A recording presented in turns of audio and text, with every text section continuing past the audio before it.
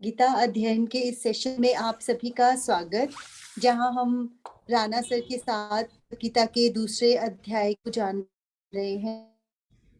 Sir को प्रणाम और निवेदन कि आज की चर्चा की शुरुआत करें।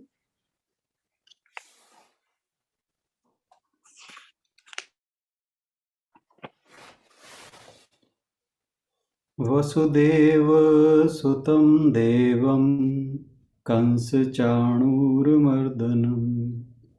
देवकी परमानन्दं वन्दे जगद्गुरुं। सभी को बहुत प्रणाम।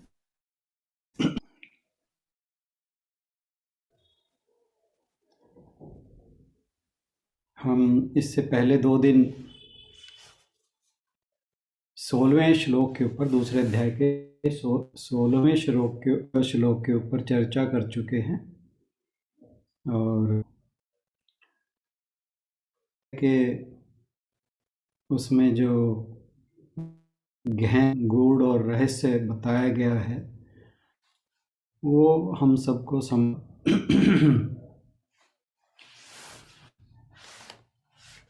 जो उसमें मुख्य बात आई थी वह ये थी कि जो सत्य है वो सदैव भी अभाव नहीं होता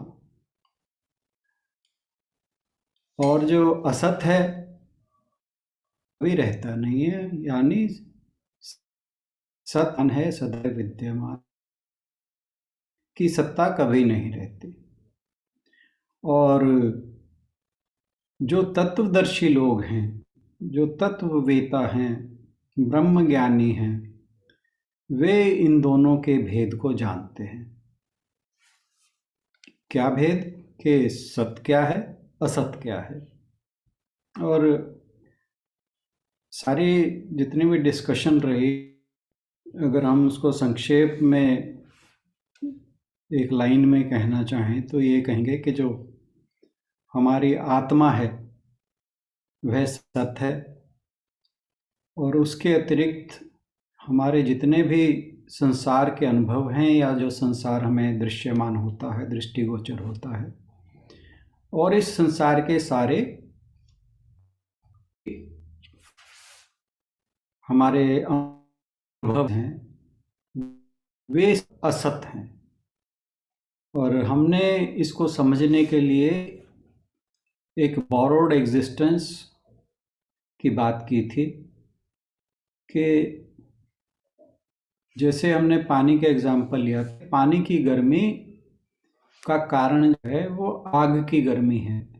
तो पानी की गर्मी कुछ समय के लिए रहती है क्योंकि उसकी अपनी एग्जिस्टेंस नहीं है, वो उसका अपना स्वरूप नहीं है, वास्तविक सत्ता गर्मी की पानी में नहीं है।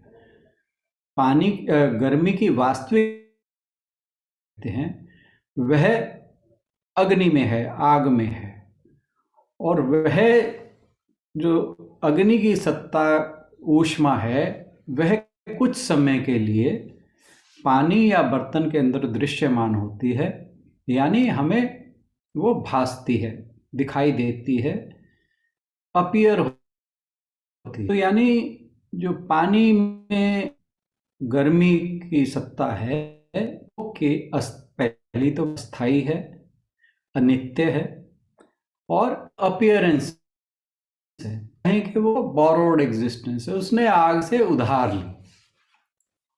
इसी प्रकार ये जो जगत है, जो संसार हमें दिखाई दे रहा है, में जितने भी हम, चाहे वो हमारे परिवार के हों, समाज के हों, दुख सुख के हों, हंसी खुशी के हों, शीतोष्ण हो, मान अपमान हो, कुछ भी हो, ये जितने भी द्वंद्व हैं, सांसारिक द्वंद्व, ये सारे के सारे हमें रियल लगते हैं, वास्तविक लगते हैं, परंतु ये वास्तविक है नहीं। इनकी जो सत्ता है, एग्जिस्टेंस है, इनका अस्तित्व है, केवल और केवल आत्मा के कारण है। तो अब ये सारी बात भगवान जी ने 16वें श्लोक में की अर्जुन को समझाने के लिए, वो कि आत्मा का क्या है, यानी आत्मा से अलग हर चीज जो है वह केवल हमें भासित होती, प्रतिभासित कहते हैं जिसको, या अपीयरेंस है वो खाली एक। वास्तविक सत्ता केवल और केवल आत्मा की है। तो अब इसका निष्कर्ष क्या निकलता है? वैसे तो मैं शुरू से बताता आ रहा हूँ कि 11वें श्लोक से भगवान जी हमें स्टेप बाय स्टेप आत्मा का रहस्य बताते आ रहे हैं। अब जो यहाँ पर ये एक्चुअली तो ये बड़ी फिलॉसफिकल बात थी, जो दार्शनिक बात कही है भगवान जी ने, जो 16वें श्लोक में कही है। अब इसकी ये समझें कि प्रैक्टिकल इम्प्लीमेंटेशन क्या है, निष्कर्ष क्या निकलता है। तो वो जो है वो भगवान जी बात करते हैं। आशुष बहन जी से अनुरोध के जरा इसको पढ़ दें। हाँ जी सर। आशीतु तद्विद्धि ये सर्वमित्यास्य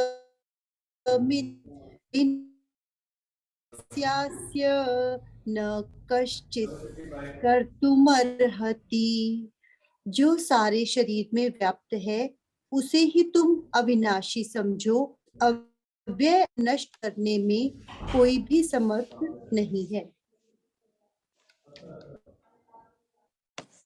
यहाँ हम जितने भी अभी तक 11वें श्लोक से लेकर अब तक श्लोक करते आए हैं, जिन पर चर्चा की है, उसमें भगवान जी जो बताना चाह रहे हैं वो अभी तक अर्जुन को एक ही बात समझाना चाह रहे हैं कि हमारा जो वास्तविक सत्ता है, हमारा जो वास्तविक है, जिसे शाश्वत सार कहते हैं, वह क्या है, उसके बारे में बता रहे हैं कि उसकी प्रकृति क्या है, वह कैसा है।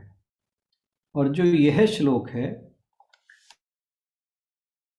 वो गुण बता रहा है। एक तो पहला कि वह जो आत्मा है या शाश्वत सार है वह अविनाशी तु तत्विधि येन सर्वम इदम ततम। और दूसरी बात जो वे क्या कही है कि ये जो शाश्वत सार है ये सब जगह व्याप्त है, ये येन सर्वम इदम ततम, ये सब जगह व्याप्त है। फिर कहा कि इस जो अविनाशी आत्मा है, विनाशम वैस्यास्य ना कश्चित कर्तुम अर्हसि, कि इसका विनाश करने में कोई भी समर्थ नहीं, किसी का सामर्थ्य नहीं है कि जो इसका नाश कर सके। क्योंकि हम पिछले श्लोक में ही बात कर रहे थे कि बाकी सब चीज़ें जो हैं वो नष्ट हो जाती हैं, पैदा होती हैं, नष्ट हो जाती हैं। जैसे हमने संसार के एक्सपीरियंस की थी, जड़ शरीर की बात की, अहंकार की बात की थी, इन सब में जो सत्ता है वो केवल और केवल आत्मा की है। तो भगवान जी अभी तक बता रहे हैं वे आत्मा की सत्ता, आत्मा हमारा जो वास्तव है उसके बारे में बताते आ रहे हैं। और जो इसके अतिरिक्त जो कुछ भी दिखता है सब अनाशवान है, वो उसका जन्म होता है, उसकी मृत्यु होती है, यानी उत्पत्ति और नाश उसके दो। जो भी चीज इसके अलावा है वो या तो मतलब वो उत्पन्न भी होती है और कुछ समय पश्चात नष्ट भी हो जाती है। तो वे जो हैं वो सब असत हैं, वो हमें अपीयर होते हैं, अपीयरेंस हमें उनकी दिखाई देती है।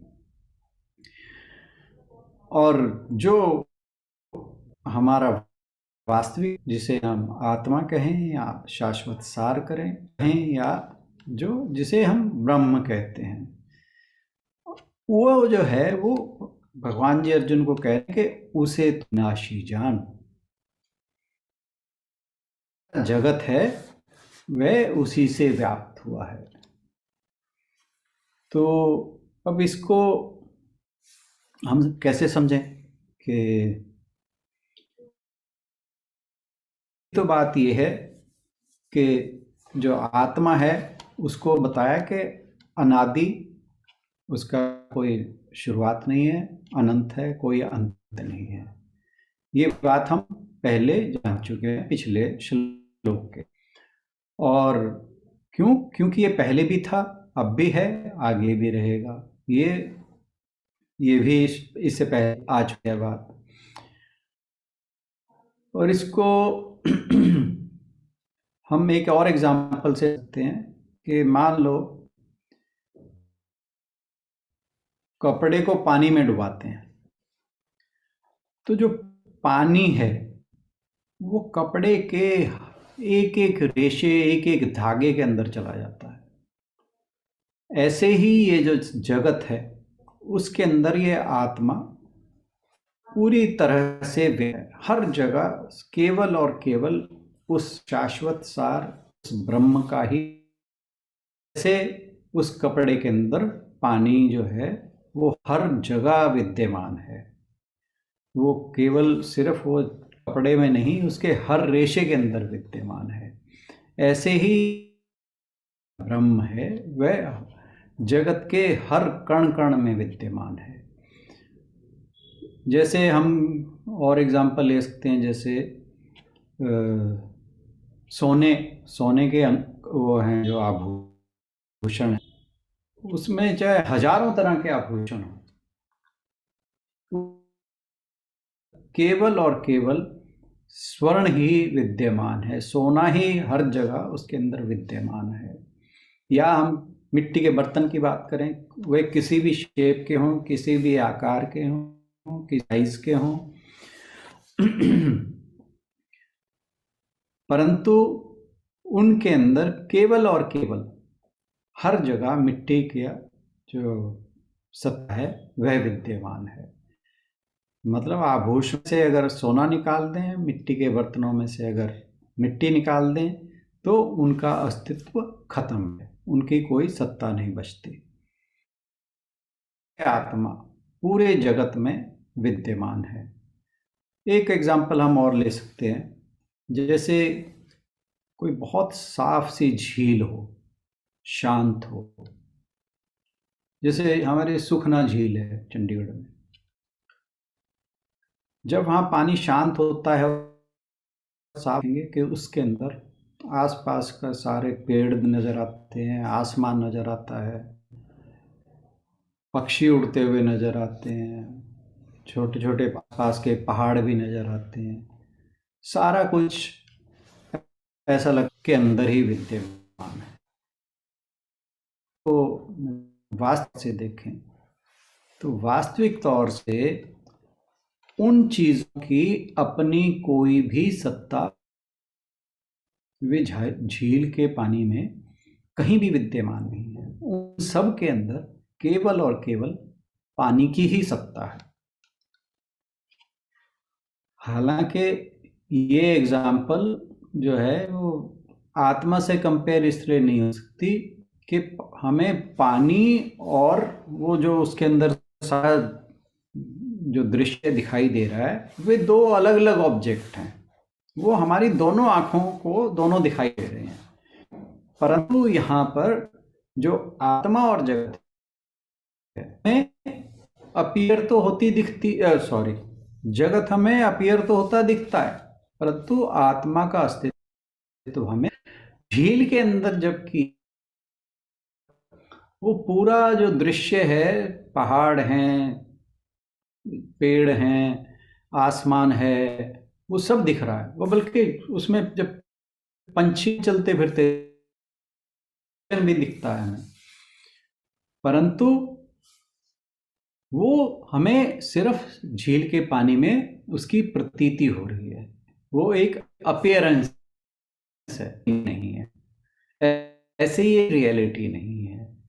परंतु वहां और यहाँ पे फर्क ये है कि वहां पे हमें पानी भी दिख रहा है, चीज हमें दिखाई दे रही है, उसमें केवल और केवल पानी है, क्योंकि वो दोनों जो हैं इंद्रियों के विषय हैं। जो हमारी इंद्रियां हैं वो दोनों को डिसाइफर कर सकती हैं, चाहे वो जगत जो उसके अंदर दृश्य दिख रहा है पानी हो। परंतु जो आत्मा और जगत है, जगत हमारे इंद्रियों का विषय है, परंतु आत्मा हमारी इंद्रियों का विषय नहीं। और ये जो श्लोक है इसमें बहुत ही एक अच्छी हुई है, वो है जो पहले तो हम तद विद्धि, यानी तत् जो है, तत् मीन्स संस्कृत का मतलब है, इसमें संस्कृत वर्ड का दैट, वह। फिर कहा येन सर्वम इदम ततम। इदम का मतलब है दिस, यानी यह। तो इदम यानी यह जो चीज हमें दिख रही है, या जिसके जो जो हमारी इंद्रियों का विषय से हमको सुन सकते हैं, कुछ देख सकते हैं, कुछ फील कर सकते हैं, कुछ स्मेल कर सकते हैं, ये सारी चीजें जो भी हमें मतलब प्रत्यक्ष दिख रही है। परंतु यहाँ पर जो तत्व वर्ड का यूज हुआ है, तत्व वह हम जब तो वह का मतलब होता है कोई ऐसे बिल्कुल साफ नहीं देख रहे, यानी वो कहीं और है, जैसे कि दूसरी जगह है, दूर की जगह है, किसी रिमोट जगह है। और वो तत्व क्या है? वो तत्व हमारी आत्मा के लिए यूज हुआ है। जैसे हमारा उपनिषद कहता है तत्त्वम असि, कि तुम वही हो। तो वो जो वही है वह, उसकी हमें प्रत्यक्ष अनुभूति नहीं होती, उसकी केवल परोक्ष अनुभूति होती है। तो जबकि हमारा जो लक्ष्य है वह उसकी प्रत्यक्ष अनुभूति करना है, उस शाश्वत सार की, जिसे हम कहते हैं ना, ज्ञान व्यक्ति जीवन मुक्त हो जाता है या मोक्ष को प्राप्त कर लेता है। तो क्योंकि वह परोक्ष है, जब तक हम उसकी प्रत्यक्ष अनुभूति नहीं कर लेते तब तक हमारे जो शाश्वत स्वरूप है, जो हमारा वास्तविक रूप है, वह अज्ञान के कारण का रहता है।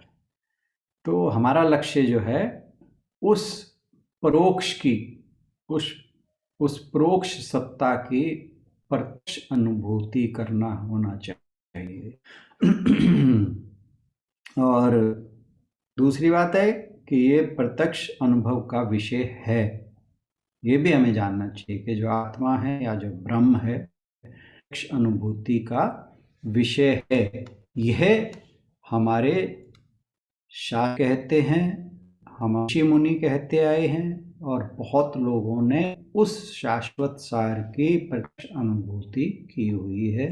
इसीलिए वे उद्घोष करते हैं बार बार कि हर मनुष्य का इस जीवन में यह कर्तव्य है कि उस शाश्वत सार को, उस ब्रह्म को जानने की कोशिश करे, जानने का प्रयास करे, जाने। जीवन है वह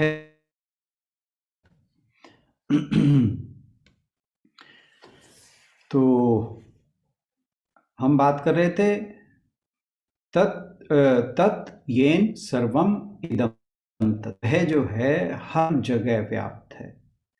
जैसे हम कमरे के अंदर लाइट जला दें, पहले तो अंधेरा है, जहाँ बिजली का बल्ब हमने किया तो प्रकाश जो है पूरे कमरे में व्याप्त हो जाता है। या हम अगरबत्ती जला दें, उसकी जो सुगंध है वो पूरे कमरे में फैल जाती है। पर फर्क यहाँ पे फिर वही है कि यहाँ पर कमरा और बिजली यानी प्रकाश, या कमरा और वह जो अगरबत्ती है, ये दोनों हमारी सेंसेस के लिए विषय हैं। मतलब इन दोनों के बारे में हमारी जो सेंसेस हैं वे जान जाती हैं, परंतु आत्मा जो है वो इंद्रियों का विषय नहीं है। ये चीज हमें बार बार क्लियर रहनी चाहिए।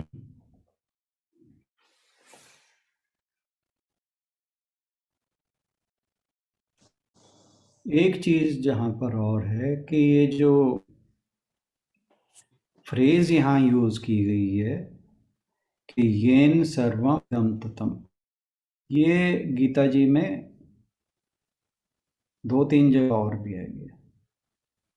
एक तो 8वें अध्याय का 22वां श्लोक, स परः पार्थ भक्त्या लभ्यतु अन्यया यस्यांतः स्थानि भूतानि येन सर्वम इदं।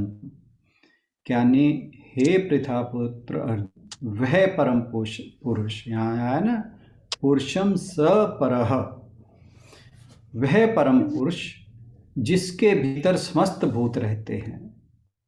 ये था ना, यस्य अंतः स्थानि भूतानि, जिससे यह संपूर्ण जगत विस्तृत हुआ है, व्याप्त हुआ है।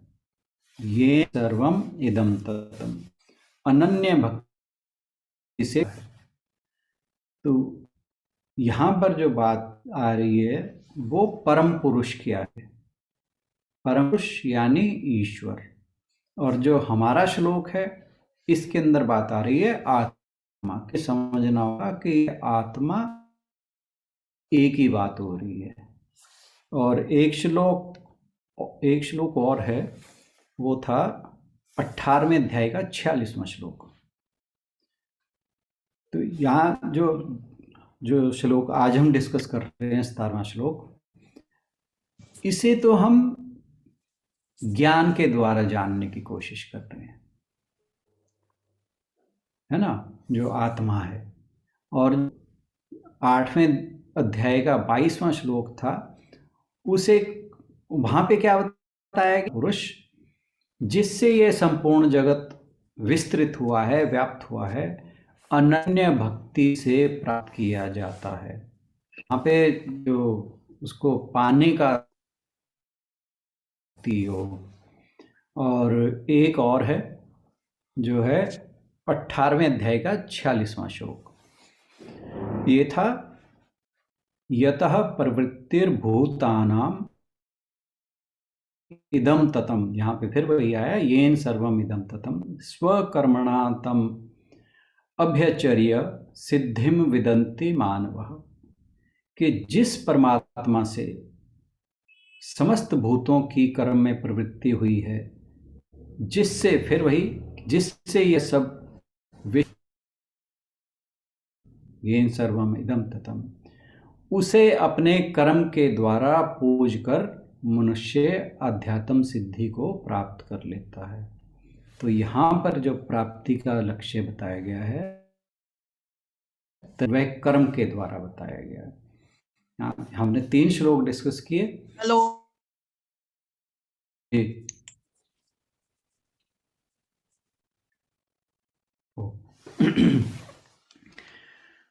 जो 17वां श्लोक है जिसकी चर्चा हम कर रहे हैं, उसके अंदर ज्ञान योग की बात आ रही है या सांख्य योग की बात आ रही है।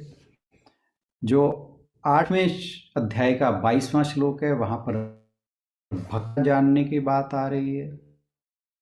अध्याय का 46वां श्लोक है, यहाँ पर बात आ रही है उसको कर्म के द्वारा। और एक श्लोक और है जिसमें थोड़ी सी मॉडिफिकेशन के साथ कहा गया है। ये कहा गया है ये है 9वें अध्याय का 4था श्लोक। मया ततम इदम सर्वम। यहाँ पे बस येन की जगह आ गया, येन सर्वम इदम की जगह मया ततम इदम सर्वम जगत अव्यक्त मूर्तिना मत स्थाने सर्वभूतानि अहम तेषु अवस्थितः। यानी अव्यक्त स्वरूप मेरे द्वारा यह संपूर्ण जगत विस्तृत हुआ है। यानी मैं ही इस जगत में व्याप्त हो रहा हूँ। भूत मेरे अंदर स्थित हैं, किंतु मैं उन भूतों में अवस्थित नहीं हूँ। अब यहाँ पर भगवान जी क्या कह रहे हैं? यहाँ पे कह रहे हैं कि मैं ही जगत में व्याप्त हो रहा हूँ। ठीक है ना? तो यानी आत्मा, ईश्वर और श्री कृष्ण जो बात कर रहे हैं, ये सब एक बात हो रही है। तो यहाँ पे एक रेफरेंस बताना ठीक समझा। अब आगे चलते हैं कि हमने बात की जो सब कुछ हमें जगत दृश्यमान हो रहा है, वे सब सिर्फ और सिर्फ आत्मा ही व्याप्त हो रही है।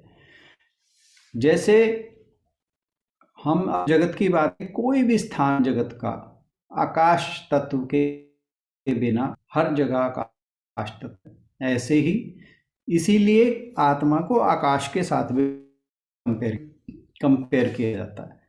तो जैसे स्पेस तत्व हर जगह व्याप्त है, वैसे ही ये आत्मा भी सब जगह व्याप्त है। और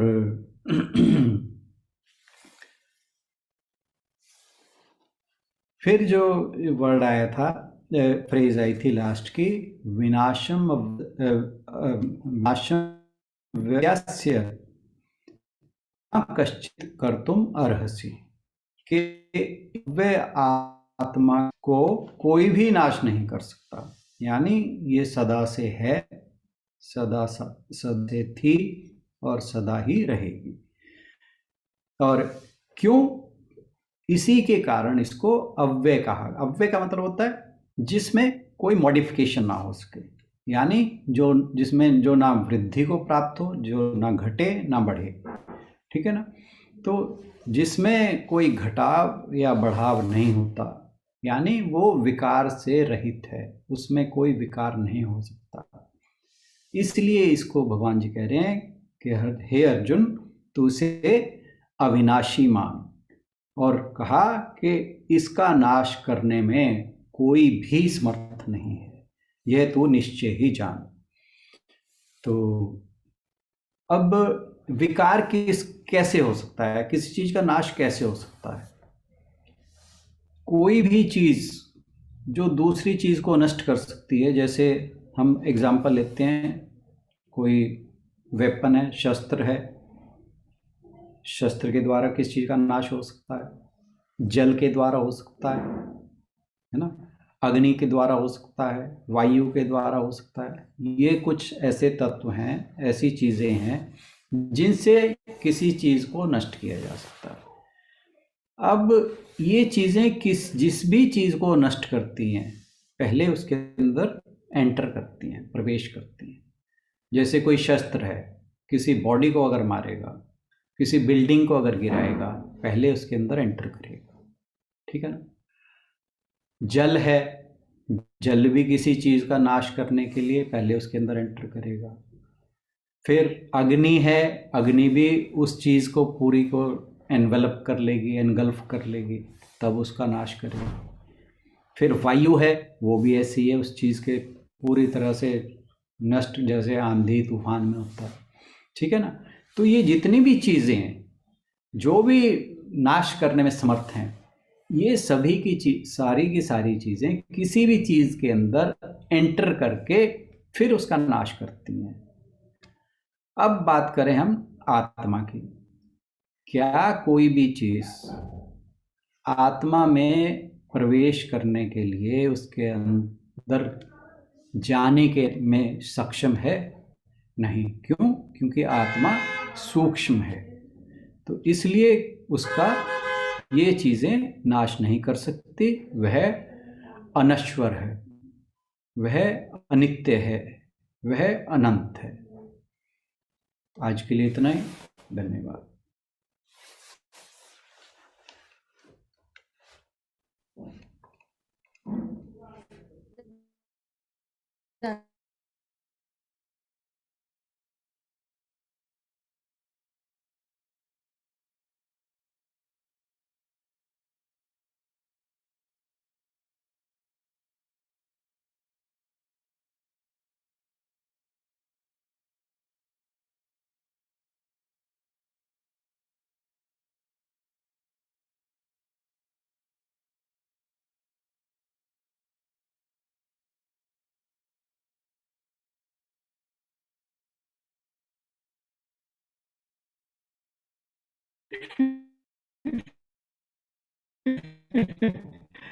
ना, आप ही ने बहुत खूब।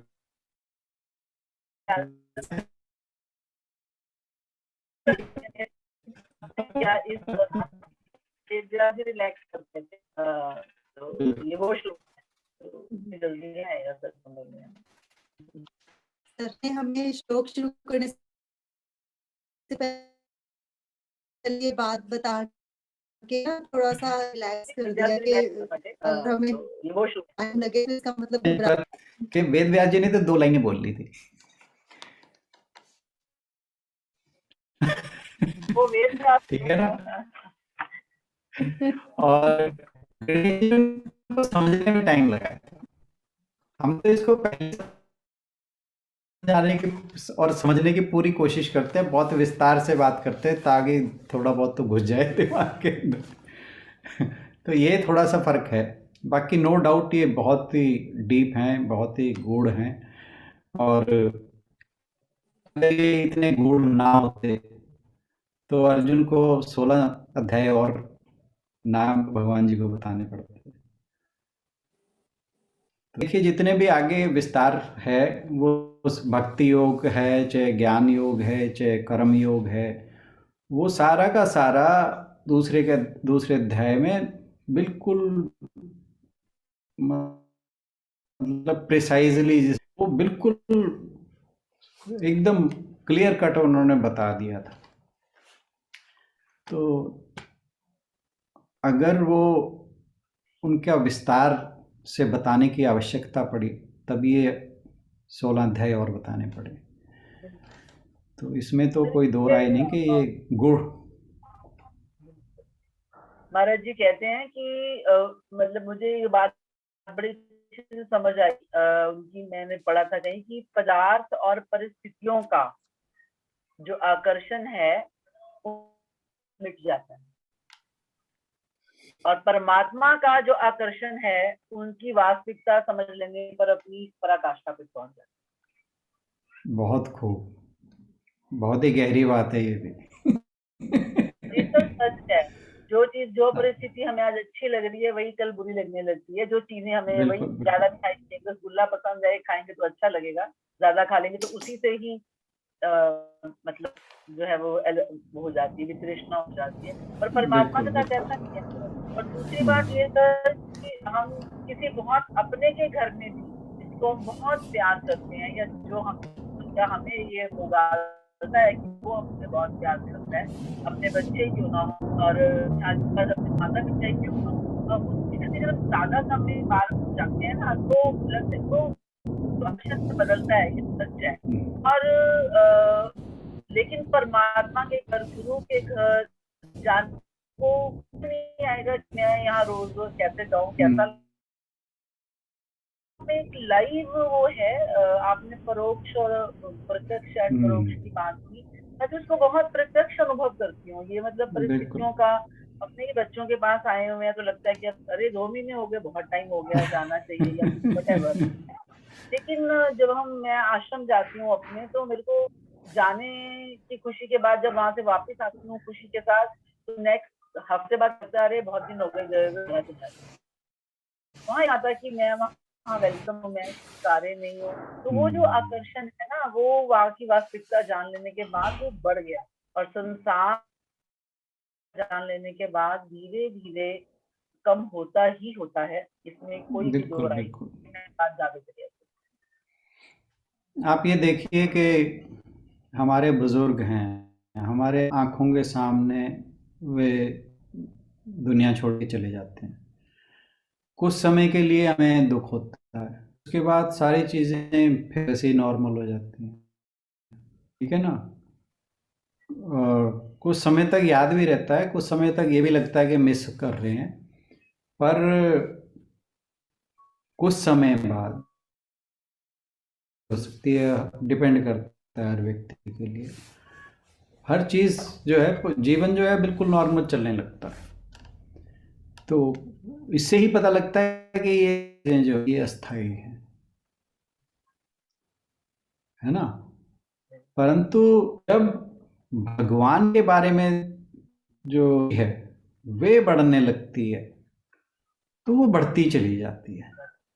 और एक समय ऐसा आता है, और वो चाहे वो बहुत बात ही ना आए, अब थोड़ा थोड़ा भी अगर आप जोड़ना गैप आता है तो यू मिस इट, आपको मिस होता है ना। और जैसे जैसे ये अनुभव ज्यादा गहरा होता जाएगा, वैसे ही वो छटपटाहट नाम बढ़ती चली जाएगी। और यही खासियत है इस मार्ग पे चलने की। पहले भी हुई थी बात कि अगर भगवान के मतलब मिलन की खुशी में प्राण नहीं छूट रहे हैं, कम से कम उन ना मिलने की दुख में तो हम जाए दुनिया से, मतलब ये बिल्कुल तो बिल्कुल बिल्कुल।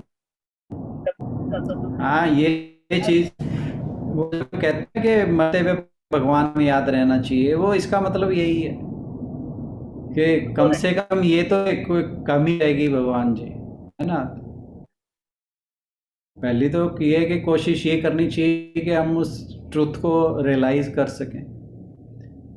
नहीं तो ये तो कम से कम दिल में रहे कि भाई ये कुछ रह गया जो हम नहीं पाए। के ना मिलने का दुख तो रहेगा। बिल्कुल बिल्कुल। Thank you sir. Thank you ji, thank you too much. आप ज्ञान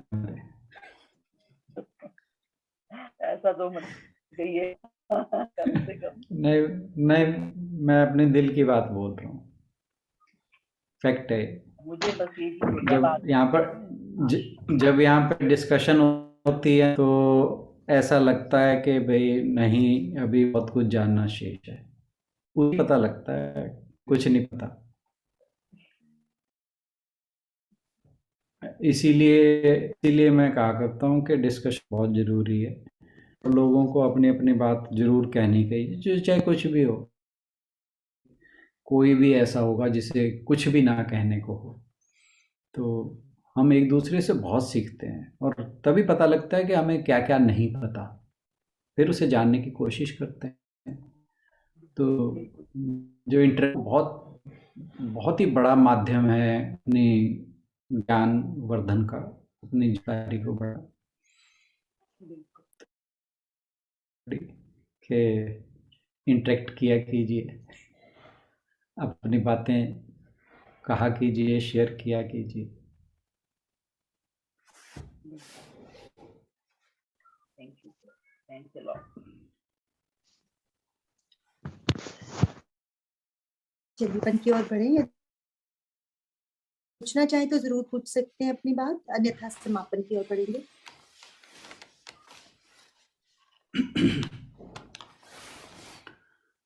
ओम पूर्णमदः पूर्णमिदं पूर्णात् पूर्णमुदच्यते पूर्णस्य पूर्णमादाय पूर्णमेवावशिष्यते।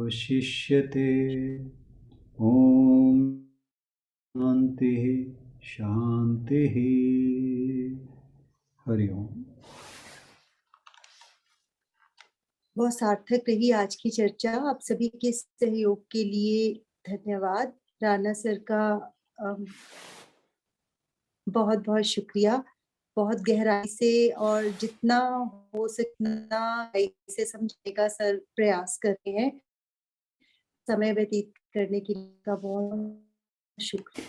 नहीं, मैं समय टू बी वेरी फ्रैंक अपने लिए व्यतीत करता हूँ। बस ये कि जो मुझे समझ आया था मैं कोशिश कर आपके साथ शेयर कर रहा हूँ। ये तो हम इतने कृतज्ञ हैं ना, सच में, मतलब आशु की बात बिल्कुल सही है। मतलब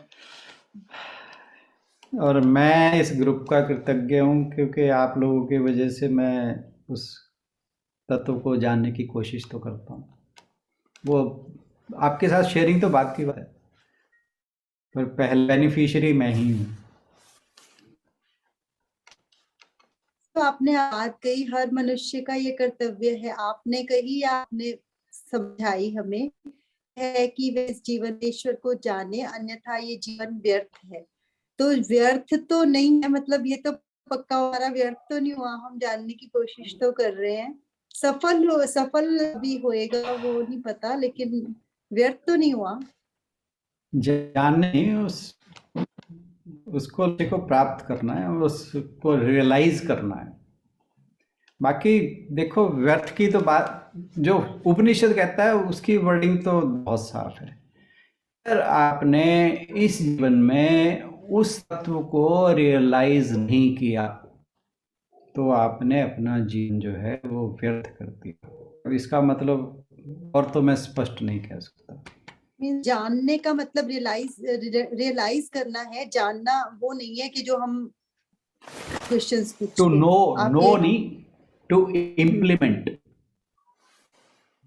हम रियलाइज करने का मतलब है कि हम कह रहे हैं कि वो क्या वास्तविक तौर पे अपने जीवन में उतार पाए कि नहीं। हम जो हैं कि मैं ही हर जगह बात हूं, ठीक है ना। अब ये बात मैं कह तो गया,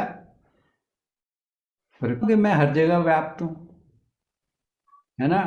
अगर मैं किसी को कहूं या वैसे भी सोचूं तो थोड़ा अजीब सा लगता है ना, अपने आप ही लगता है। जिस दिन ये बंद हो जाए उस दिन रियलाइजेशन होगी, और जिस दिन ये भी साथ में लगेगा कि सब में वही है, जो मुझ में वही सब में है और मैं ही सब में हूं। सभी छठे अध्याय में यही तो बात आई थी। ये रियलाइजेशन है। पर ये देखिए कि ये क्या रियलाइजेशन आती है। अभी जो आप कह रहे हो कि जानने की कोशिश, जानना भी सपोज करो हम जान गए हैं, परंतु जब तक वो अनुभव नहीं हो रहा तब तक वो जानना नहीं है। उस अनुभव को, जो मैं अभी कह रहा था ना,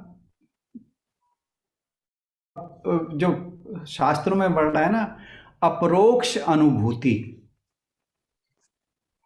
वो आया है कि जब उसकी अपरोक्ष यानी प्रत्यक्ष, परोक्ष का उल्टा, जब प्रत्यक्ष अनुभूति नहीं होती तब हम उस लक्ष्य से बहुत दूर हैं। तो अभी तो on the journey, that's all. बाकी वो कहते ना, इंशाल्लाह वो भी होगा। भगवान चाहेंगे तो उनकी कृपा होगी से भी करेंगे।